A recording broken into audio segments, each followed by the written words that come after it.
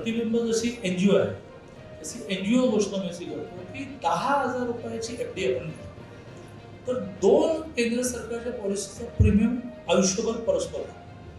10,000चा व्याजदर कमी झाल्यानंतरचा सुद्धा विचार केला, आता तो उरणारच आपण. एक आहे 40 रुपयेवाली ॲक्सिडेंटल पॉलिसी, की ती माणसाला अवयव गेला की 50,000 देते, डेथ झाली.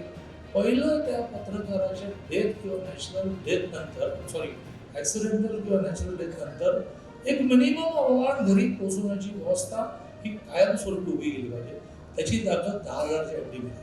10,000च्या एफडीचं व्याज आता मला सेव्हिंगला जमा होईल, मग इन्स्ट्रक्शन द्यायचे नाही आयुष्यभर. परस्पर 40 प्लस 520 असे 2 प्रीमियम तुमचे जातात.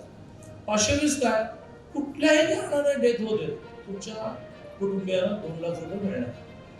40 रुपयेवाली काय, ॲक्सिडेंटल डेथ झाली तुमच्या कुटुंबाला मिळणार आहे. तुम्ही प्रीमियम एकदाही भरायचं नाही. जेवढ्यांची म्हणून 10,000 रुपयाची एफडी करायची असेल, जयकुमार गोरे म्हणजे बरोबर आहे तसं मानून एवढ्यांची म्हणून मी बसलं असतं कॅल्क्युलेशन केलं की बाबा 12,000 जणांची 10,000ची एफडी किती राहते, 12 वगैरे काय भरपूर लोक त्यांना म्हणू शकतो. आणि इथे पुढे 12,000 लोक येणार.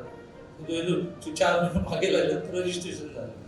10,000 रुपयाची एफडी आयुष्यात करूनच तुम्ही करा किंवा प्रतिबिंबाला करा. आम्ही प्रतिबिंबाच्या वतीने करणार.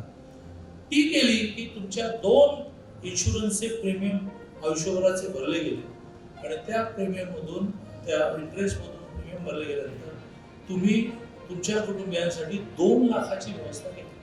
देतो ॲक्सिडेंट देतो अशी 10,000 रुपयाची एफडी 12,000 ते 12,000 रुपयांची करू अशा